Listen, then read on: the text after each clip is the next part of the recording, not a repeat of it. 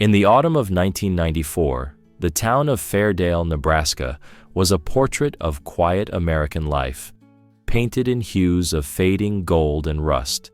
It was a place where time didn't so much pass as it did meander, like the slow, muddy river that cut through the endless cornfields.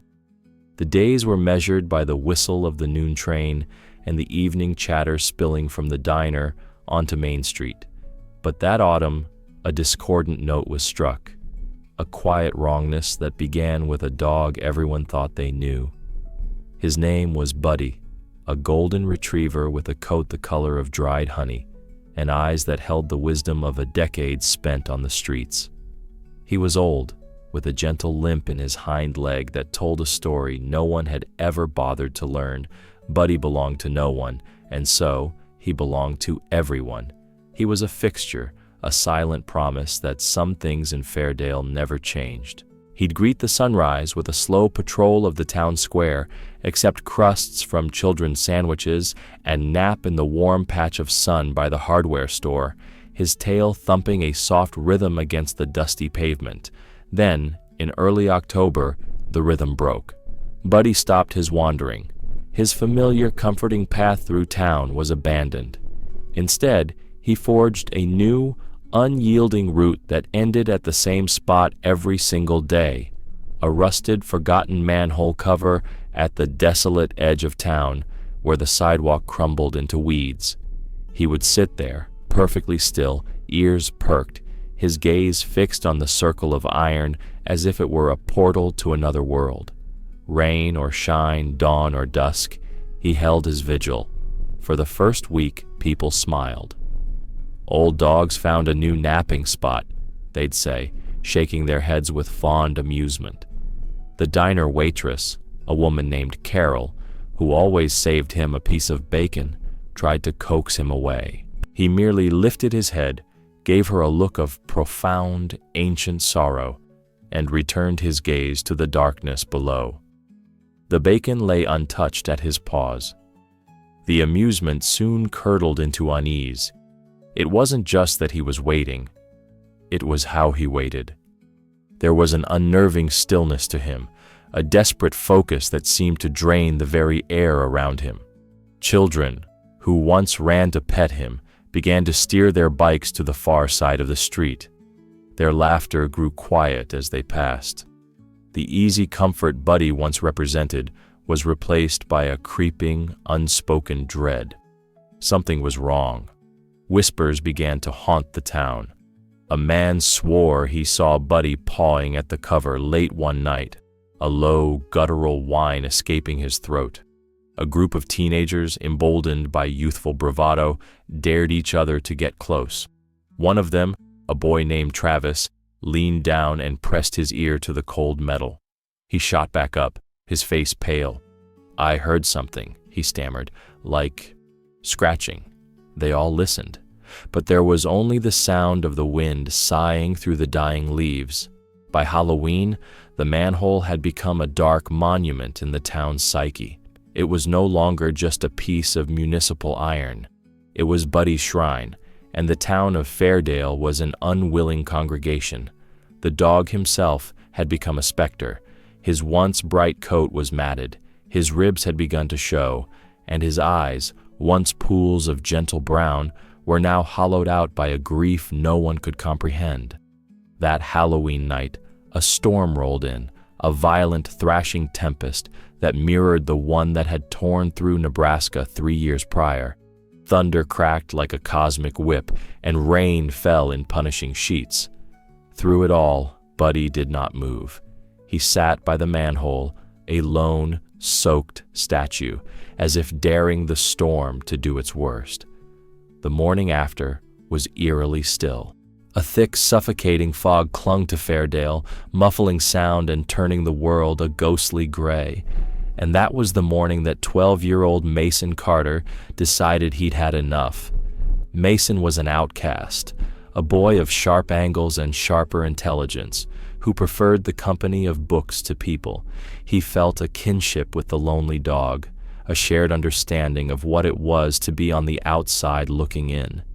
He'd watched Buddy's vigil for weeks, a knot of dread tightening in his stomach. Armed with a crowbar he'd borrowed from his father's shed, he walked through the fog-shrouded streets. Buddy was there, a sentinel at his post. But as Mason approached, the old dog did something he hadn't done in weeks. He stood up. His body was tense, a low growl rumbling in his chest, his eyes locked on the boy. It wasn't a threat. It was an ultimatum. "I know," Mason whispered, his voice trembling.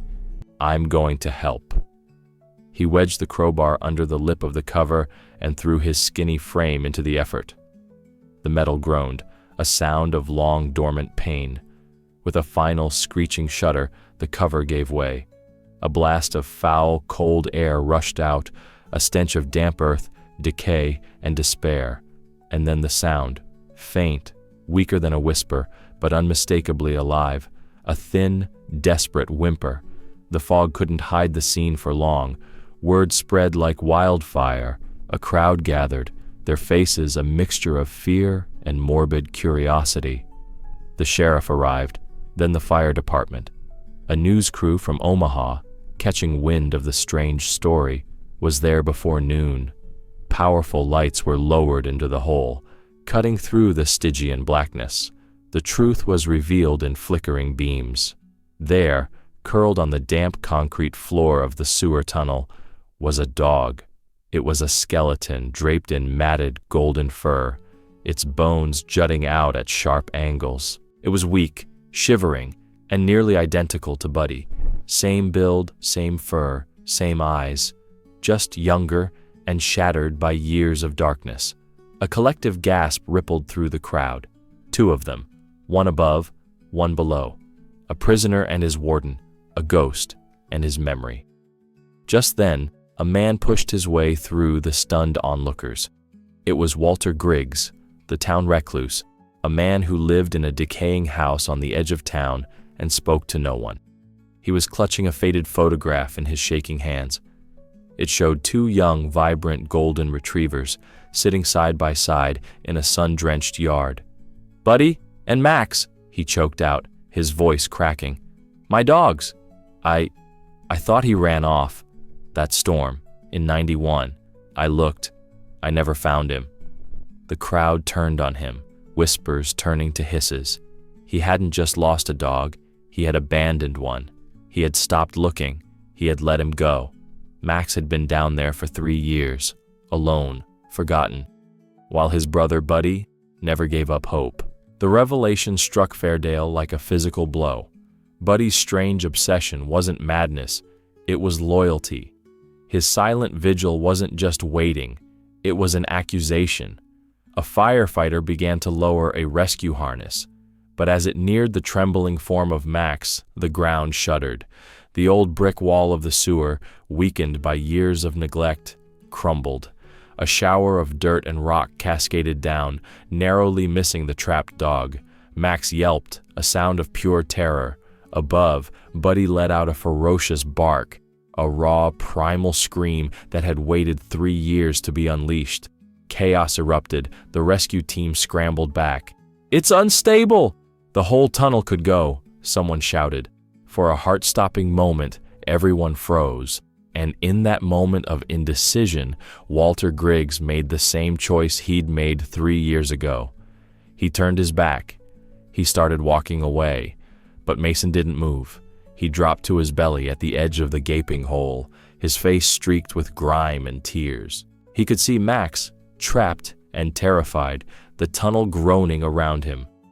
"Pull him up!" he screamed, his voice cracking with adolescent fury. "Now!" His cry broke the spell. Galvanized by the boy's courage, a young firefighter ignored the orders to stand down. He grabbed the rope and pulled. The harness jerked, caught, and then began to rise. Inch by agonizing inch, mud-caked fur and trembling limbs emerged from the abyss. And then Max was out. He lay on the pavement, a heap of bones and breath, but alive. Buddy rushed to him, nudging his brother's face, licking his matted fur, his tail finally, weakly, wagging. The town stood in absolute reverent silence. And in that silence, it felt as if something in Fairdale's cold heart had finally broken open. The story, however, did not end with the rescue. It began there. Max's recovery was slow and arduous. At the veterinary clinic, he lay hooked up to fluids, his heartbeat a fragile flutter. Buddy refused to leave his side, a steadfast, furry nurse.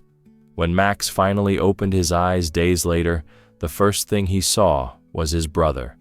When he took his first wobbly steps, Buddy was there to lean against.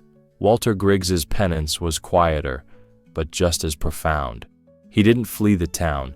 He stayed, a ghost in his own life. He paid the vet bills, every last cent. One afternoon, he came to the clinic and stood in the doorway, watching the two dogs. He looked at Mason, who was there cleaning a cage.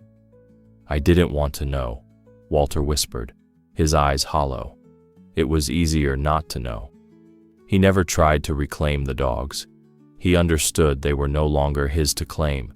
They belonged to each other and to the town that had almost let them both perish. Fairdale itself began to heal. The story of Buddy and Max became a modern fable, a cautionary tale whispered from parent to child. It wasn't about a dog waiting by a manhole. It was about the cost of looking away. People started noticing more. The stray cats behind the diner were fed. Fences were mended. Neighbors checked on each other. The change was quiet, but it was real.